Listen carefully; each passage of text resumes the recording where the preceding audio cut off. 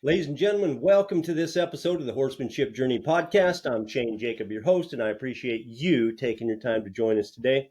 The Horsemanship Journey is proud to present Marcus Higgs. Marcus is a communication coach for parents and preteens.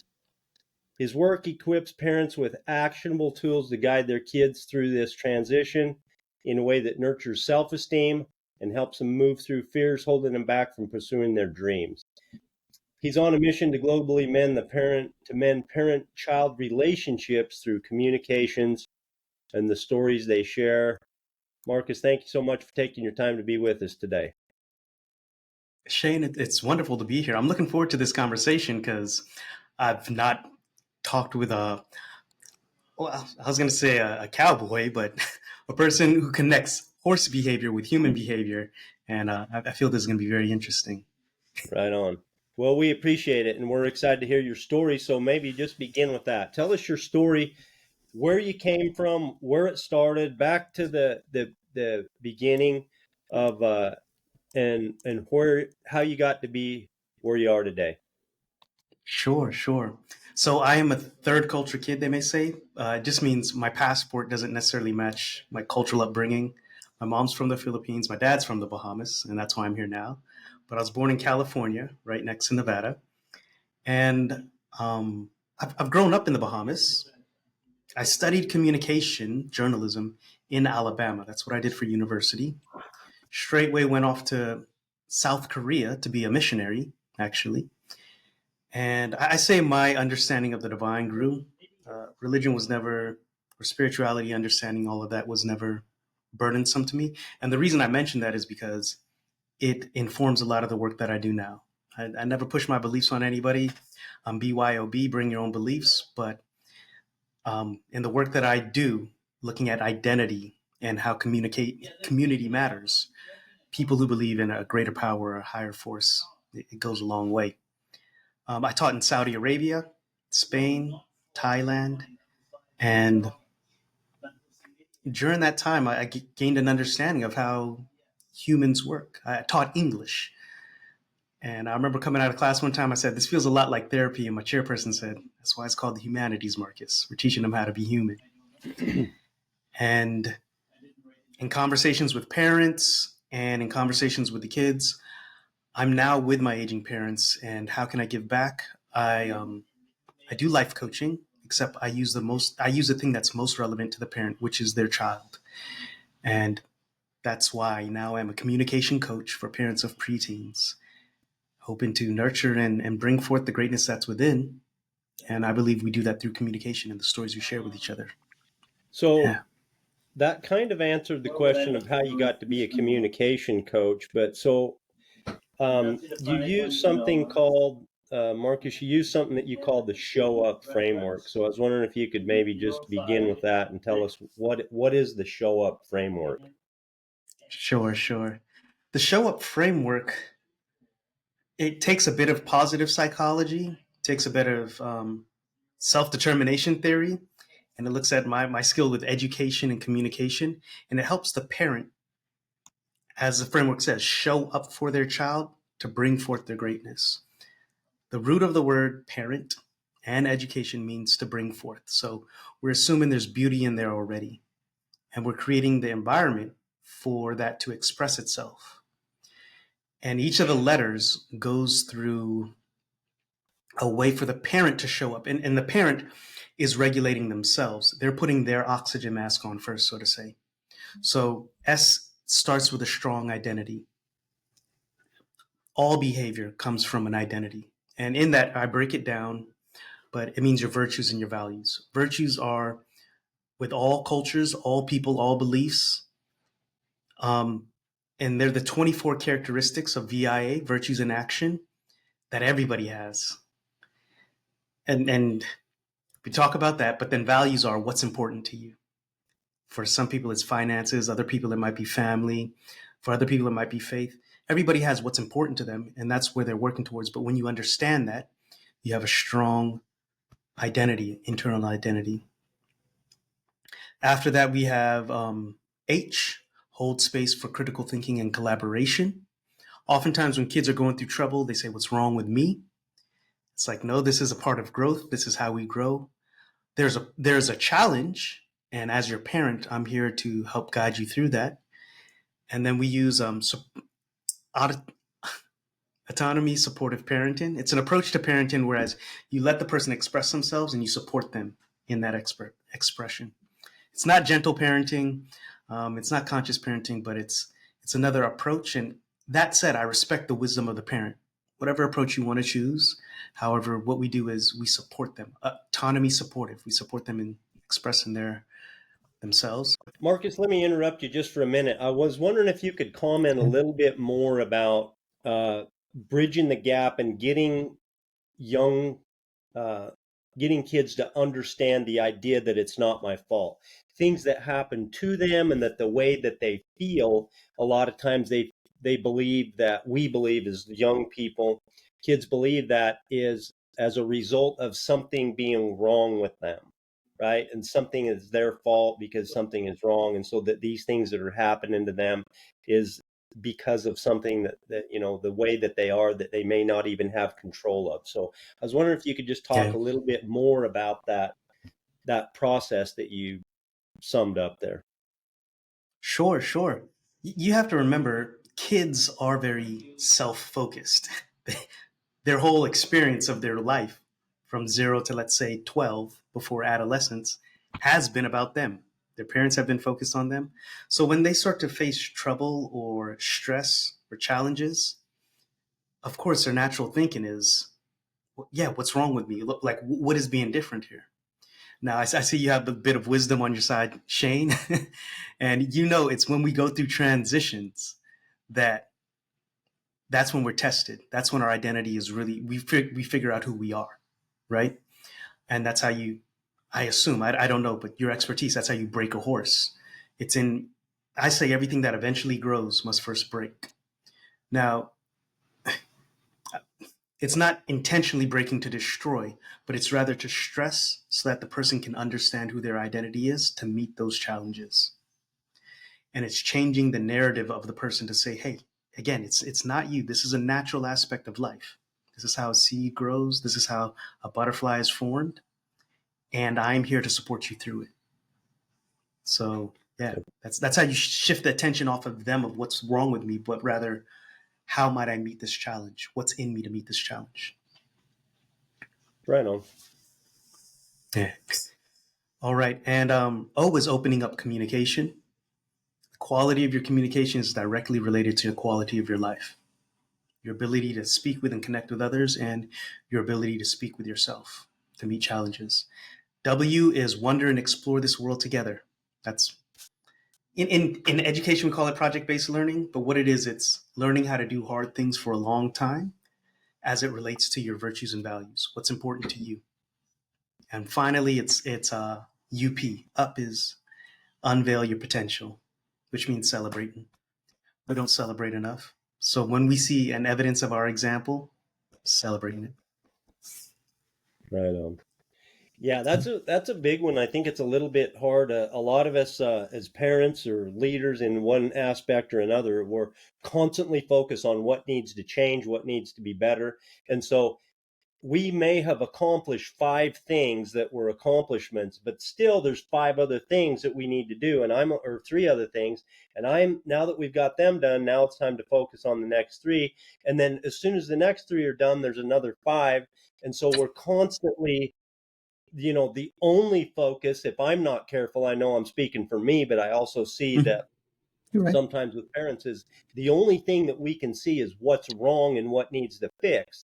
And people don't do well in that environment when you're the leader with only that aspect um without being up, they don't feel good about what's because it's constantly something's always wrong, right? Let's pull that thread just a little bit more. There's this doctor called Daniel Amen. He calls it ants, automatic negative thoughts. We're just looking for what's wrong. You're right. Now, if I want you to enjoy being you, Shane, I believe there's beauty in you. And if I want you to enjoy being you meeting the challenges, I'm going to give, I'm going to bring your awareness to how your character has overcome challenges before. Again, as adults, we have these stories of, oh yeah, I remember that time, or I remember that time. So what it is, as a kid, we need to bring their awareness to evidence and examples of saying, hey, this is how you overcame that when you're having this problem.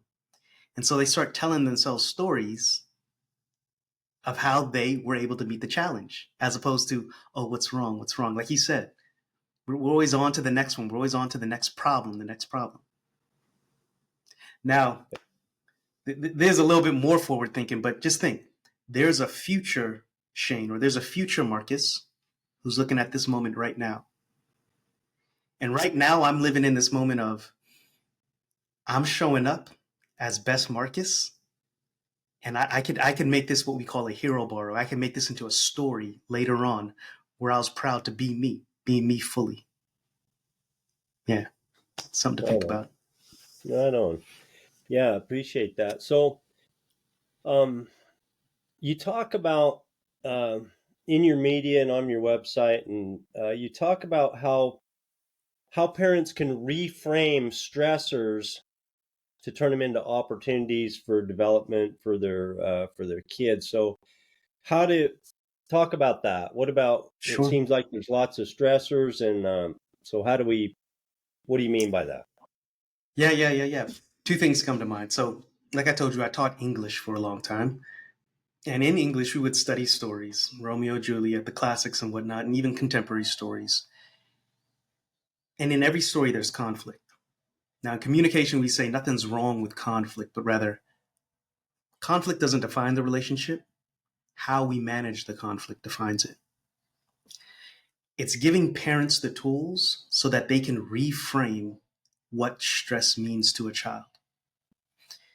Um, a lot of actually the mental health issues that we have now. Well, you know what? I'll kick it back to another author. There's another author named Madeline Levine. She wrote a book called The Price of Privilege. That's why it's called First World Problems, right? There's also another book, The Coddling of America, but people don't know how to do hard things. And that's not me looking down on them. I'm saying this is what human development is.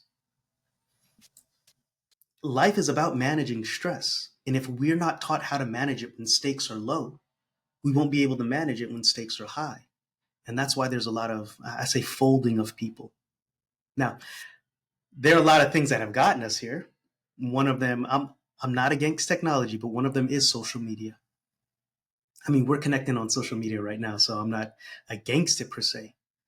But if there's not a plan to actually meet or how to actually use the tool of social media, it can get out of hand. And the person's, I point here in the sense of psyche or individual sense of self, will not be formed. And really quickly, we've noticed since 2012, it's in the book, The Anxious Generation, kids are forming their personality behind the screen and likes and challenges and so on. But when that screen closes, the question is, who am I? And if I don't know who I am, I'm not going to be able to meet the stressors, the natural stressors of life. Back to your Right on. original point, though. Yeah. Back to your original point. How do we shift that point of view? I work with the parents. I let the parents live their life and live their story and then learn how to communicate it with their kid without being preachy. Right on. Yeah, seems like sound subordinates and children both seems like they pay more attention to they really pay attention to what's inside of our hearts and our actions both as much as they do or more than they do, excuse me, than somebody who sounds like they're giving a sermon maybe. May I ask this, Shane? And this is just out of my curiosity, respecting your expertise. In finding a wild horse, now I use the term breaking. I don't know if that's acceptable or not, but how would you then coax the horse or build rapport with the horse to actually be able to mount it or ride it? Yeah, so that's quite a project A right there. touchy. But Okay. it's a big process. I have nothing wrong with the word broke. Some people have tried to Okay. change it and have a negative connotation around the word breaking a horse. To Yeah. me, it just means that the horse is extremely developed. I think I prefer, that we develop horses, which is true. We establish a relationship and then we develop that horse's abilities. And we do that through trust, right? So the whole thing is A just, it's just like any relationship. And so that's why, the horsemanship journey is shows how horses how they relate with each other and with human beings. It shows those principles, which are, they are natural law principles that if we apply, then we can have more successful relationships ourselves. So yeah. that's You're kind of absolutely a right. little touch base on that. But I wanted to ask you, Marcus, you talk about you time is a key concept in your framework, and but you say it's like different than quality time. So uh, Mhm. and that this you time is especially critical is for teens. And so I was wondering if you could just talk a little bit more about this you time idea. Sure, sure. Well, you time, and just to recognize what you said, this all of the work I do is based on trust. And it's how do we develop trust in the formative years before the stressors of teenagehood kick in or adolescence kick in. Um, in you time, it's one-to-one time, which focuses on it is quality time, but there's a little nuance. The focus is it's child led. And when I say child led, it's focused on the child and their problems of how they want to lead it. Again, offering that autonomy and saying, okay, well, where do you want to go with this? What do you want to do? So that I might enter your interests, right? And another thing about it is that it's regulated. And when I mean regulated, it's on the calendar at a regular interval. Okay. It's not that the kid puts it on their calendar, but rather we're making a date with our kid in a sense, or we're creating a ritual around it. One of the things about managing stress is if you know when the stress is coming and you know the degree to which it's coming, you can better prepare for it so it doesn't catch you off guard. That's how you build trust. So what does this actually look like practically? Let's say every week after you're coming back from the soccer match, you stop at the same Orange Julius or the same restaurant, you get the same drink. And it's a moment of, hey, let's decompress. Like, talk to me what's going on inside your life. And they're cues that we can go through. Yeah. When I say cues or prompts to engage your kid. It could be 5 minutes before they go to bed every day, just a check-in. Personally, with my own parents, every morning I say ritual, but ritual is just a habit that you give meaning to. So it's meaningful to me. I know why I'm doing it, and we do these certain things. You know what I mean? And it just comes down to the principle: you make time for the things you care about. If you have a higher power, you oftentimes bookend your day with it. If you going on a date night every Tuesday night at this time, it's just being intentional with your kid while giving them autonomy and meeting them in their interests. It could be a walk around the block once a week. Again, you get to decide what it is, but being intentional and putting it on the calendar. Right on.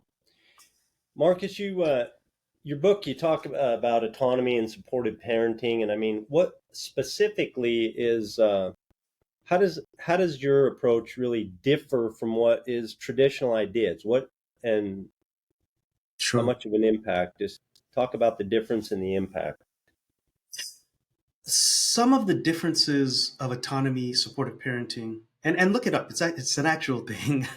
That approach. Some key aspects are one, respecting the wisdom of the person, of the child that you're dealing with. And when I say respecting the wisdom, it means they're going through the experience. You might have more experience. You could be the expert, but you can't meet their needs until they bring an awareness to their needs. And they say it in their own words. So it's active listening, first of all, to gain an understanding of how this person sees the world. Two, it's bringing them into the solution process, collaborative process. So when they have buy-in, they know that you're interested, they know that it's relevant, and then, okay, now we can work together and we can align our desires. Because as a parent, my desire is for your well-being, your safety. Because I know you're eventually going to fly the coop, but actually even independence is not the final form. It's interdependence. It's knowing that you're independent, that you might help me, and I'm independent, that I might help you. That's awesome. To come back to your first point there, I mean, for parents, we just get dropped into this thing, and if we don't read and we don't study and we don't pay attention, we don't find manuals and ways to do it. It's pretty easy to have a default of, look, I'm twice, 5 times your age, twice your age, whatever it is, and I know you don't have anything relevant to say. You listen to what I have to say. Period. End of story.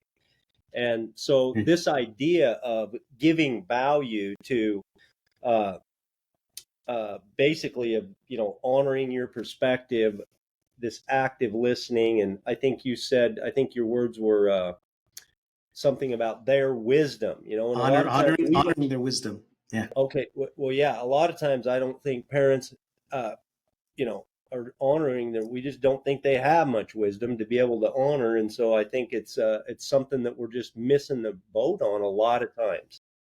Now, Shane, I will note right here, autonomy supportive parenting keeps the long term in mind, because I want to respect that in the moment when this kid is saying something and you know it's wrong, it's hard for you to bite your tongue also, right? Especially when they're getting it from some other source of some guy online or something. Now, it's how do I manage my energy, my how do I manage my communication, that I can create space for you to make mistakes when the stakes are low, to probably go waywardly, but I still am creating this space for you to be yourself, and I'm still supporting you, holding trust for you, even though I know you're wrong, or at least we're not sharing that perspective. That takes maturity. Um, That's that's a great point, that we don't have to agree with someone to honor their wisdom. It's a great point. yeah, Yeah. yeah, Okay. Let's see. Um, I was wondering if you could maybe just give us an example. You've talked a little bit about this supportive autonomy, supportive parenting. You talked about that. You talked a little bit about conflict resolution, but could you give us an example of like how that works? How's an example of how to use this in conflict? sure, sure. I'll give you an example from a wonderful book from a woman named Ellen Galansky. She used to work with Mr. Rogers. Absolutely love Mr. Rogers. In her book called The Breakthrough Years. So go check that out after this podcast. There was a boy who was coming home and he was going straight on his video game, right? And he would not do his homework and he would spend all of his time there. And his mother brought it up to him. He's like, hey, this is a problem, right? Now, she brought it up to him, not saying you're lazy, what's wrong with you, but it was just like, this is a problem because I'm concerned about how you're using digital media. It's becoming addictive. Other things in your life aren't getting done. What do you think we should do about it? So she proposed he come up with a solution. He said, after going back and forth, he said, maybe if I came in the other door, and after I come in the other door, I have a choice, an ultimatum. He chose these choices now. I can either spend a little bit of time on the video game, and then I can spend more time on my homework, or I can get all my homework done, and then I can spend more time on the video game. But the cue was coming in the other door. She said, okay, let's try that. So they tried it out for some time. And the first go around, it actually worked. We say if the first go around it doesn't work, then we come up with other solutions.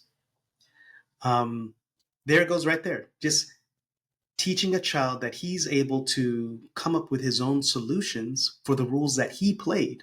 the rules that he made for the game that he wants to win.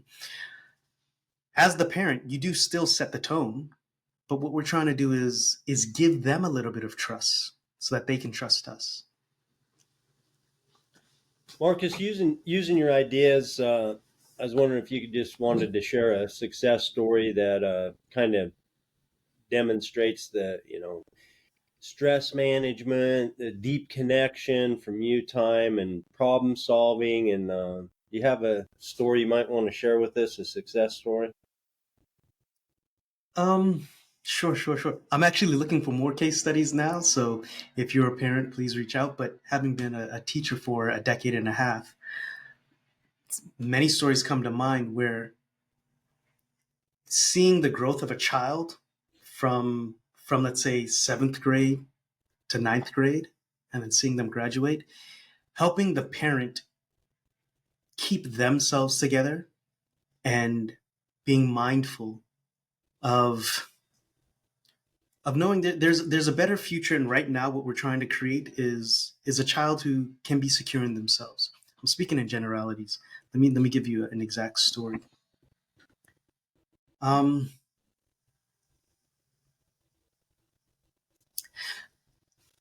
in education, UBD, universal basic design, there's something that's called I forget the exact name for it right now, but it's the idea that the child will take something from the lesson and what will last longer.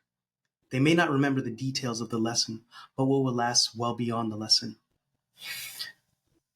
In dealing with some ninth graders, I had a tumultuous year. It was during COVID, um, family members passing while still trying to manage other things. I was teaching abroad, so I wasn't present for it.